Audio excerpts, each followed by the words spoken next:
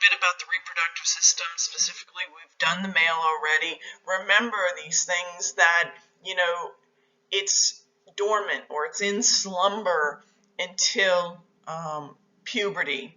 Remember what hormones are involved with the male. Remember how the duct system and the external genitalia are formed. That's really important. Now let's compare, contrast, and go into the female reproductive system. Okay, so the female reproductive system is going to include ovaries, fallopian tubes, a uterus, the vagina, vulva, which is the external genitalia, and mammary glands. Female gonads are going to produce the ova and hormones, both hormones, estrogen and progesterone. The internal genitalia are the ones, the fallopian tubes, the ovaries, the uterus, the vagina. Those are considered internal. The external genitalia or vulva is sex organs that aid in the process of reproduction. Start and work our way around like we've done before. The ovaries are paired. They flank the uterus. That means they're found on either side. Each ovary are about the size of an almond, give or take some. They're held in place by several organs. There is ovarian arteries, which feed a very rich blood source to the eggs and development of it. The ovaries are covered by a fibrous tunic. It's called tunic albuginea. Remember, that sounds familiar because that same tunic is found surrounding the testes. And it also has a layer of cuboidal epithelial cells called germinal epithelium. Within the ovarian cortex are tiny sac-like structures called ovarian follicles. Immature eggs are called oocytes. How does oogenesis occur? How does it work? Oogenesis, remember, is the production of female sex cells. This starts before birth. That's important because that's different than when we talked about the testes and the male reproductive structures. So before birth, you have the oogonium, which is the stem cell, and I'm just going to do my usual kind of abbreviate everything because writing is difficult. So we start with the stem cell, which is the oogonium, and I'm just going to put O, and I'm going to put a little stem cell, SC, next to it.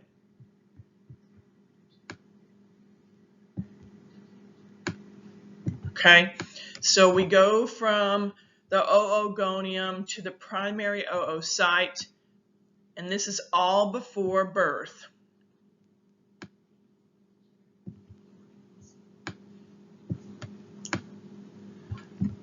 Okay, that's before birth.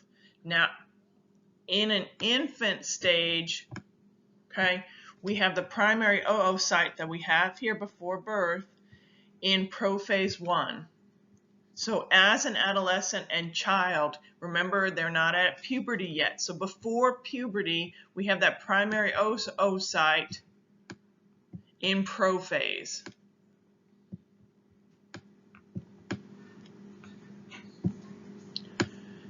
That whole idea in prophase is remember, it's lying dormant. It's not going to go further and actually turn into the secondary oocyte for fertilization. So that's before puberty. So I'm going to put birth here, right? And then I'm going to put before puberty here. Okay. Now, after puberty has occurred, that primary oocyte is going to become a secondary oocyte. And that's by meiosis. And now it's ready for fertilization. Okay.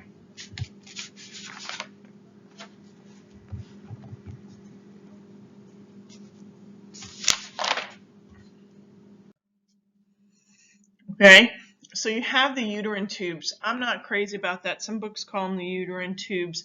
Fallopian tubes is the term that I generally use. It is part of the female duct system. It receives ovulated oocyte, and the site where fertilization should occur within, obviously, the fallopian tubes. Okay, the numbers are off on this because I've moved them around, but the infundibulum, remember, is that hand-like structure that goes around, okay, goes around the ovaries. So here's the ovary, okay?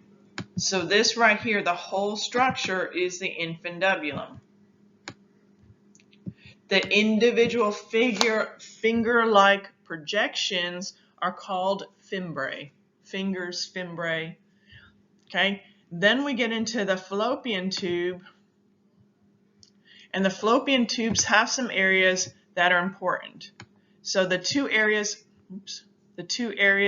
that I mark as important, okay,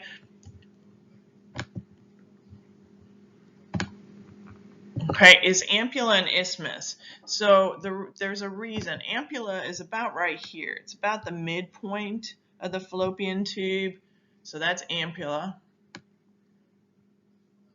Isthmus is right before the entry into the uterus. And it's kind of marking where fertilization should occur. Ideally, between those two would be ideal as far as fertilization.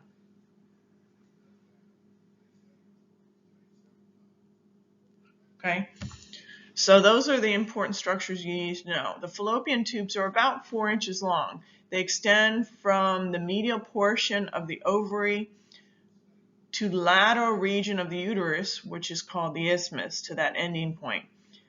The distal end of each fallopian tube curves around the ovary. Okay, infundibulum is that open-handed shape that drapes over the ovary. Okay, so once a month we get into this idea of the eggs, or the ovary preparing the eggs for release, ovulation. So what happens within the ovary before it actually occurs? So that oocyte, remember that follicle cell, is going to turn into a primordial follicle, primary follicle to secondary follicle, and then it'll be released. It's called the Gaffian cell. So primordial, primary to secondary to Graffian before it's released. Without fertilization, this rupture follicle becomes corpus luteum and degrades within the uterus. Okay, remember, we'll talk about menstruation in a second, or shedding of the uterus. And, you know, if an egg is not fertilized, it's still going to go through the process of going all the way and entering the uterus.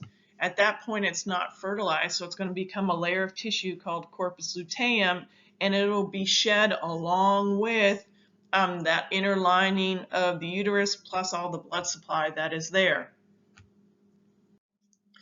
The uterus is located in the pelvis, anterior to the rectum.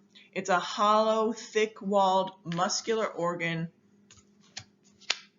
that receives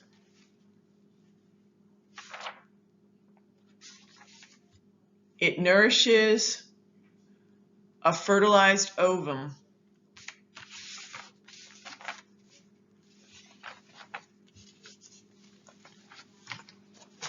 Okay, so obviously there's 3 layers of the uterus, which you had to study in lab as well. The innermost layer is the endometrium. That's the layer that sheds if no fertilization occurs. The middle layer is the thickest layer. That's the myometrium. And that is the muscular layer that aids in the contractions for birth. And then the external layer is perimetrium. It's a thin layer, and that's a protective layer of the uterus. So there's really three parts to the uterus. The major portion of the uterus is called the body. The rounded region to the top, superior to the entrance of the uterus, is called the fundus. And if you remember in digestion, we talked about the stomach. The stomach, the upper rounded portion, was also called the fundus. Okay, the isthmus is the curved base near the cervix. Now remember, we talked about isthmus in two locations. We talked about it here in regards to the fallopian tube, and we also talk about here in regards to the uterus. Okay. Implantation ideally is going to be in the body of the uterus. Okay. There are ligaments holding it in place. Those are going to be the round ligament of the uterus holding it in place, and it's pretty strong. You also have ligaments in place for the ovary. You have the ovarian ligament. And then lastly, there is a broad ligament that holds the fallopian tubes and ovaries in place. So there are three ligaments that I'm asking you to remember that hold the female internal reproductive structures in place. The cervix itself is part of the uterus. It's a narrow neck that protrudes into the vagina. It produces mucus for lubrication and easy movement for sperm. It's also the thing that closes during gestation or pregnancy and then opens, allowing for the fetus to be born.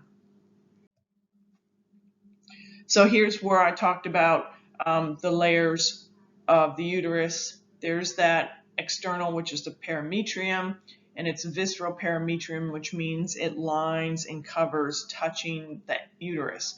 Myometrium, remember, is 3 layers of muscle. It's thickest in the fundus. It's the strongest because it's the one that's got to distend the furthest, close to the diaphragm.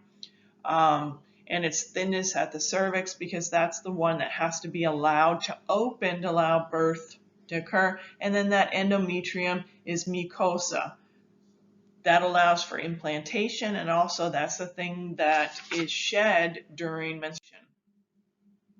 The vagina is a very thin-walled tube that lies between the bladder and the rectum. It extends from the cervix to the external portion of your body, often called the birth canal. It is the female organ of copulation. Remember, the male organ of copulation was the penis. Well, the female organ of copulation is the vagina.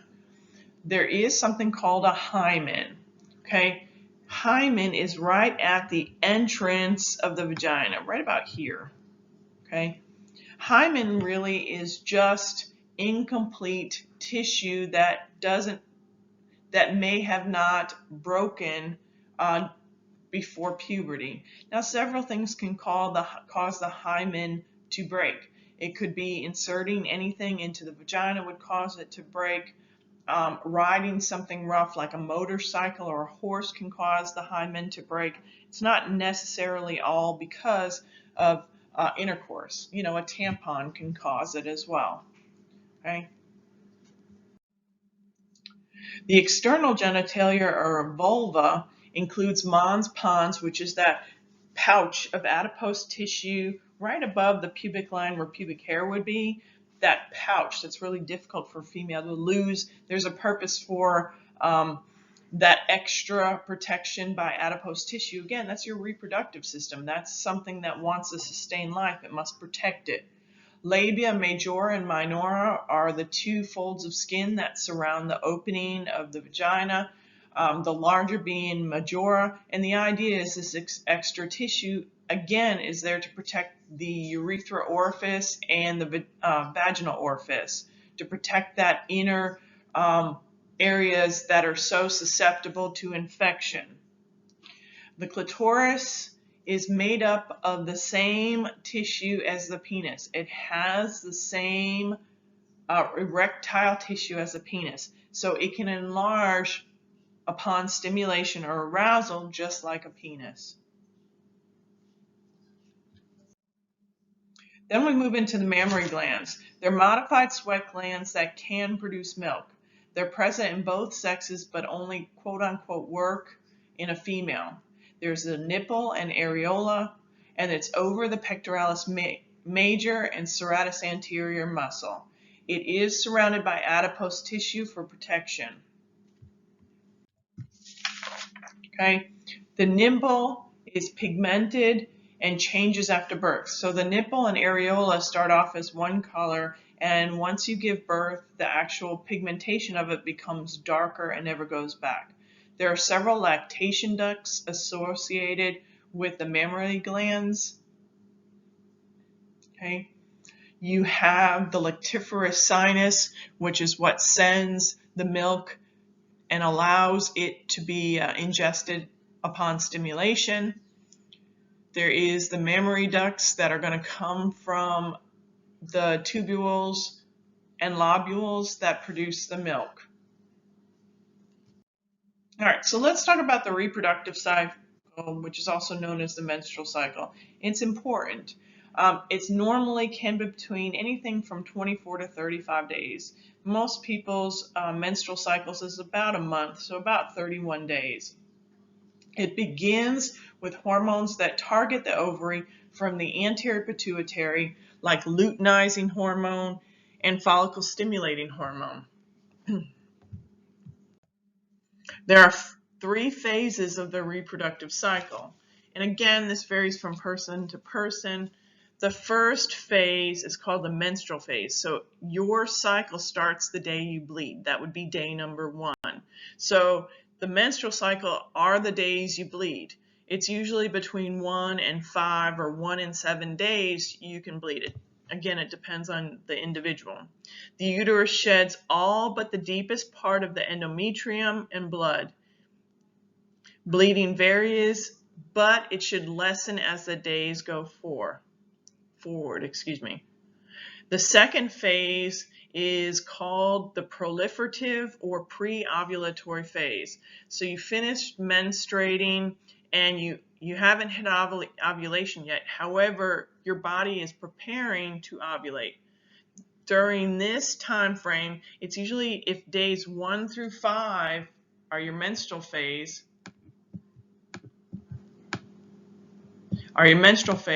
this would run about 6 to 14. So it runs until almost the halfway point. So if you have a 30-day cycle, day 15 is what you're assumed to ovulate on. It's usually the halfway point. Okay, this pre-ovulatory phase, the endometrium is going to rebuild itself because you just shed it. We need to get it prepared because you might have a fertilized egg. Estrogen levels are going to increase. There's a new layer of thickness, and the way to describe this endometrium is velvet-like.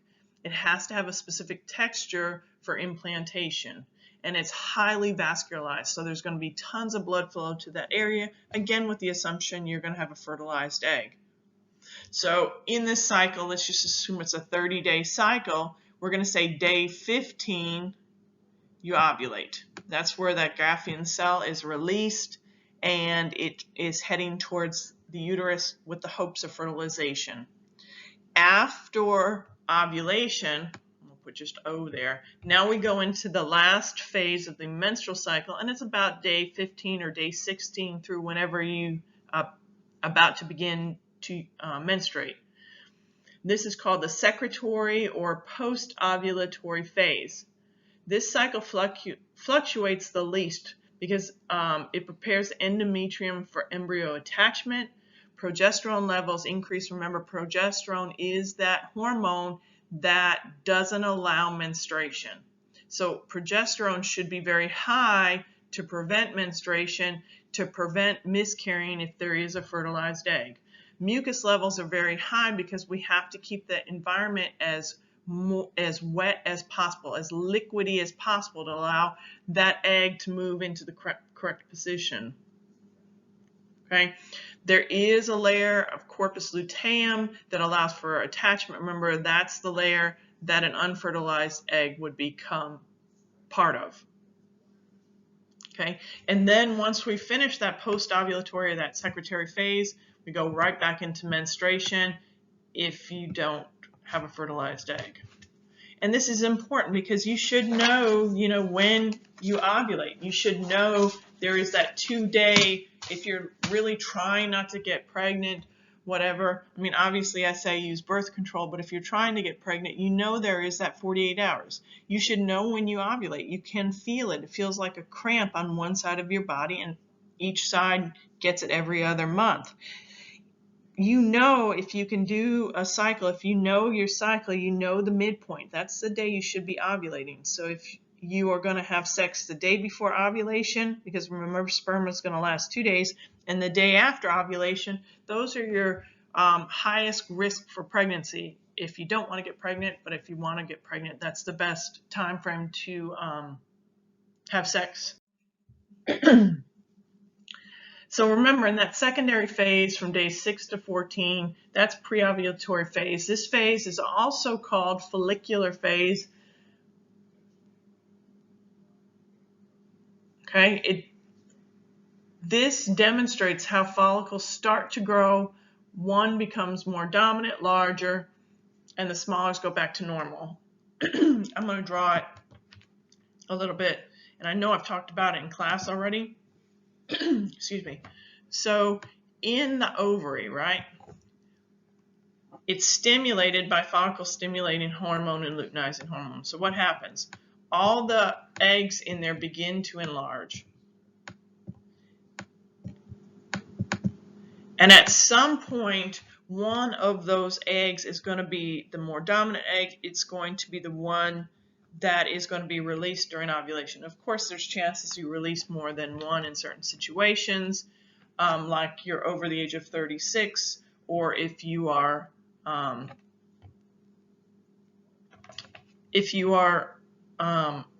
using external devices or external medicine to try to harvest eggs.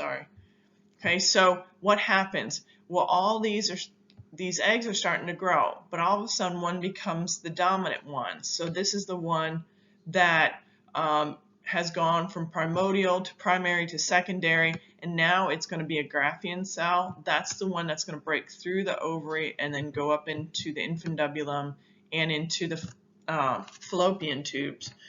The rest of these cells, once that's become a dominant one, go back to their normal size because they don't need to be released. So going back to your normal size is called oestrasia.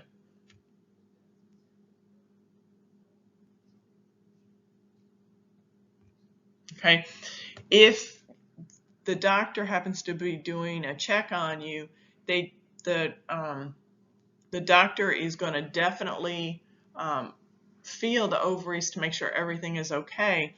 And if there is a cell about to rupture or break through, it makes a significant bump where you can actually feel it on the surface of the ovary. It also can be seen with ultrasound if you're having issues getting pregnant. Okay, ovulation, luteinizing hormone will help cause the Graafian follicle to rupture out about day 14, day 15, depending on the length of your cycle. Fimbriae cause movement using their cilia to divert the follicle into the fallopian tubes. Estrogen levels increase, body temperature increases. That's also, you heard about somebody trying to get pregnant. They keep taking their temperature, and it increases above where their normal range is. Cervical mucus is less gelatinous, so it's not as thick, so it's easier for the follicle, that egg, to move. Again, there's a demonstration of what I explained. So oxytocin before ovulation, estrogen levels increase, exerts positive feedback with luteinizing hormone and follicle stimulating hormone.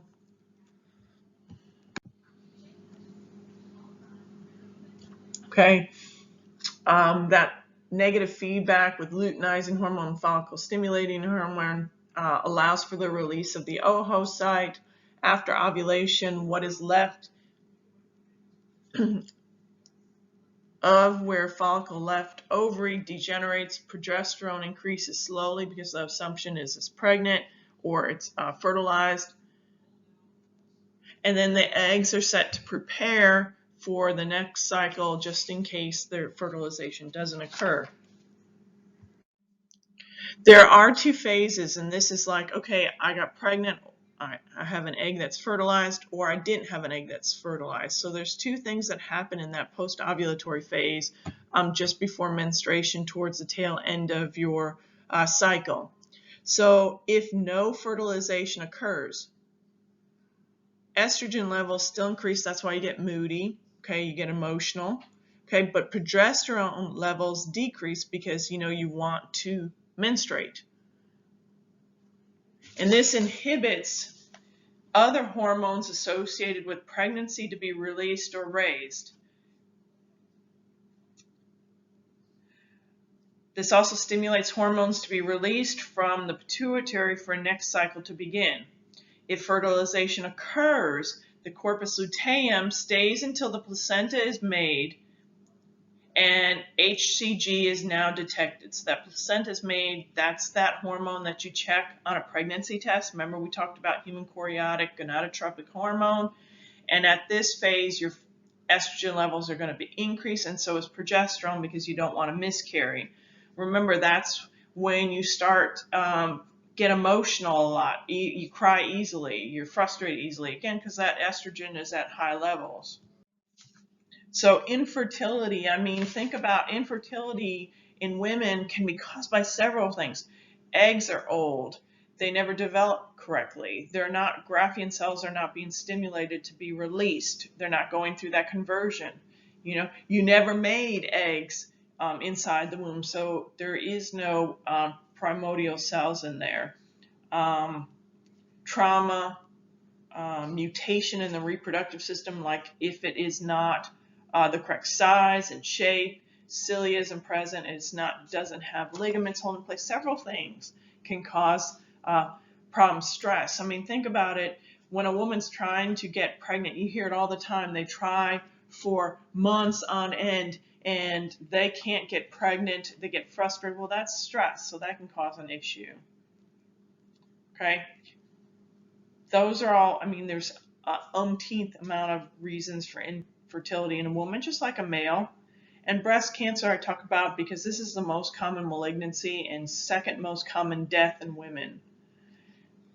It arises from epithelial cells in the ducts. They cluster and lump together. Risk for having breast cancer is early onset of menstrual cycle. So instead of getting the national average of, let's say, age 12, you get your menstrual cycle at age 9 or 10. No kids can cause breast cancer to increase. And of course, the biggest one is a history of breast cancer in your family. Genetics in this play a significant role in it. So we're going to talk, I'm not going to get into a huge amount of pregnancy and development of the embryo, just because there is a class dedicated to this. But I'm going to just go over some stuff briefly because, you do have the idea of pregnancy and development. So pregnancy is going to refer to the events that occur from the time of fertilization until the fetus is born. Development occurs during gestation period, which extends from last menstrual period until birth, about 280 days. Fertilization to week 8, it is called an embryo. From 9th week to birth, it is known as a fetus, and it's known as a baby after birth. Here's where I talked about that whole idea of egg and fertilization and how it moves. That is just wonderful to see.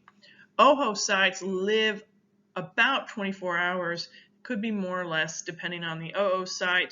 Again, that's 24 hours. So you have 24 hours to get a fertilized egg. But remember, sperm is going to last for 2 days. So there's a window there for the sperm if you have sex before ovulation and during ovulation and the day after for possible fertilization to occur. Just briefly, again, not too much. As the zygote travels down the fallopian tube by peristalsis and cilia, it undergoes rapid mitotic cellular divisions. So this is upon fertilization. A form of fertilization has occurred, and this is now the fertilized egg moving to the fallopian tube. Cleavage begins like all cell division.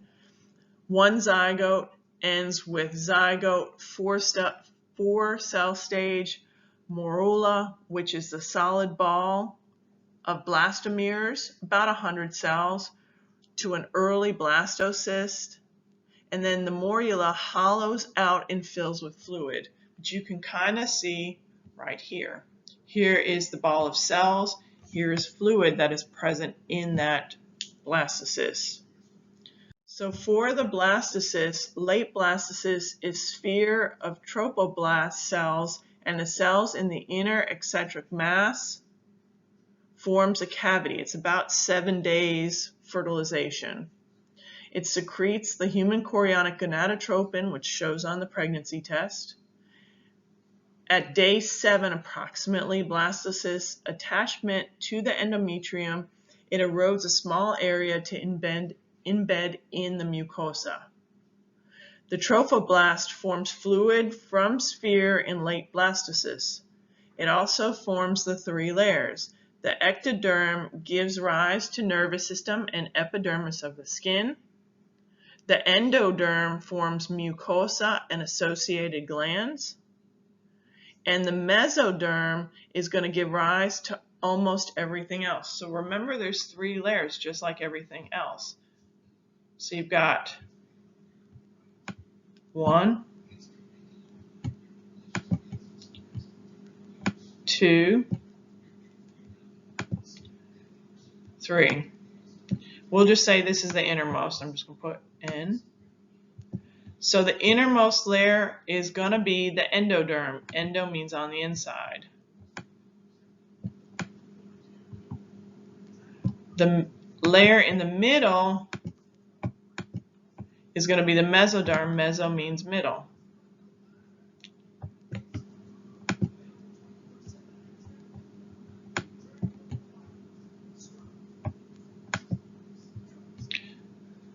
Sorry, I'm trying to make this as color-coded as possible to help you out. And then the outermost layer is going to be the ectoderm. Okay? Okay, and then these are some photos of developing fetus. So the one on the top left is about 7 weeks gestation, organ system set up, heartbeat occurs. That's when they can measure the heart rate. 8 weeks is when bone formation begins.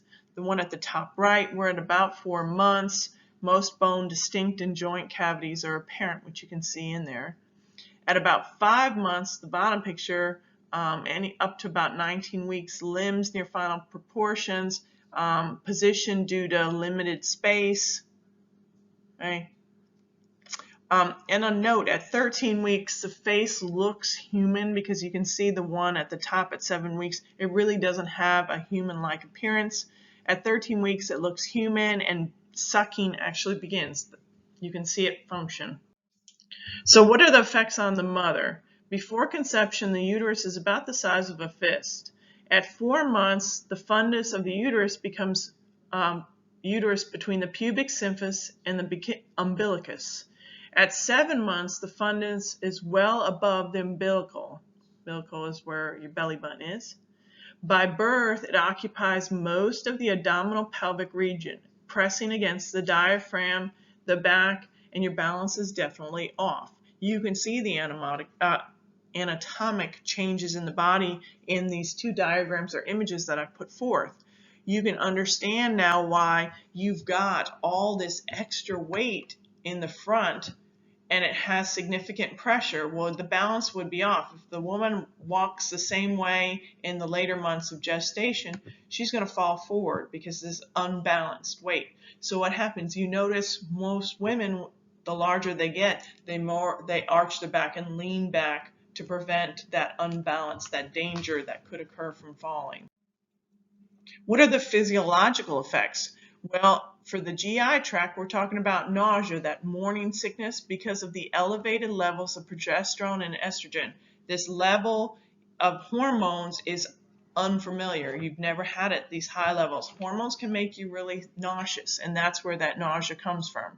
Also with the GI tract, you can have heartburn because of the esophagus being displaced. So as the fetus grows larger, it's pushing on the stomach. The stomach kind of shifts. It's not going to move out of position, but it kind of is pushed upward ever so slightly because the middle of the stomach, remember, is not attached. That displacement, that slight movement of the stomach displaces the esophagus, and that sphincter will now allow backflow, and there's your heartburn. The urinary system, kidneys now must get rid of waste from two people. The uterus is going to compress on the bladder, therefore you increase urination. Respiratory system, the respiratory rate is going to increase, but breathing is more difficult because of the work it has to do. And then the cardiovascular system, water is going to increase. Therefore, total body blood volume should increase up to 40%. Blood pressure increases to cardiac output. I don't mean dangerous levels, but it'll change from your original level. As far as childbirth, labor. So now the baby is in position to be born. It is in this position where the head is now pushing on the cervix. Labor, several events interlock to trigger labor. Estrogens are at higher level, causing two reactions. The first reaction is going to be the myometrium oxytocin receptors increase. So now you're in the position for labor. The fetus head is pushing on the cervix. Now estrogen levels are going to increase, causing the myometrium layer, the receptors, to be ready for oxytocin. The second thing overrides progesterone influence to quiet the uterus down. So now the progesterone has now been depleted. Remember that progesterone holds the pregnancy. If we take away progesterone, it's going to allow for the uterus to open. So with the stages of labor, the first stage of labor is called the dilation stage. It's from the time of the first true contraction to dilation of 10 centimeters. It starts with less frequent and painful contractions, and then the contractions increase. They're more often, and they're much harder. The uterus effaces, meaning it becomes thinner. The amnion ruptures, that's where you break the water, and that increases the chance of labor. To continue. The second stage of labor is the expulsion stage. That's a period from full dilation to delivery of the baby. It passes through the cervix and vagina to outside. It gives you a strong urgency to push at that point. The head first is called the vertex position. That's what we want. If it's breech, anything other than the head is coming out first, which is actually really dangerous just because of the size of the head and the shoulder distance. The last stage of labor is stage 3. That's placental stage. That's the delivery of the placenta, and it takes about 15 minutes after birth. So you'll have some light contractions after you've given birth, and you probably won't even notice them because you're focusing on the fact the baby is here. And then the placenta and everything should be gently pulled out by your obstetrician. It should come out in one, let's say, tug, if you will, so everything comes out clean, because if we leave that inside the uterus and we don't expel it, infection definitely can happen because that's going to degrade inside the uterus. This can cause, besides sepsis and death, it can also cause infertility. Okay, bleeding can occur up to 2 weeks after delivery. And then you should go back to your normal menstrual cycle. Issues are after your first child and you start over and menstruation occurs. There is a very high likelihood of getting pregnant during that first couple months. you are back in cycle. Okay, we talk about contraception just because preventative measure for pregnancy. Vasectomy and or tubal ligation is the only thing that is at 100% effectiveness, because you're cutting off the quote-unquote tubes or duct system that allows for those gametes to be released. Condom is a barrier device. It's cheap. It decreases fertilization rate about 18%. What causes, usually what doesn't work, is the size of the condom, how it's put on. Any of those things can cause pregnancy to occur. And diaphragm's not used very often anymore. It was a big thing before. That's the diaphragm.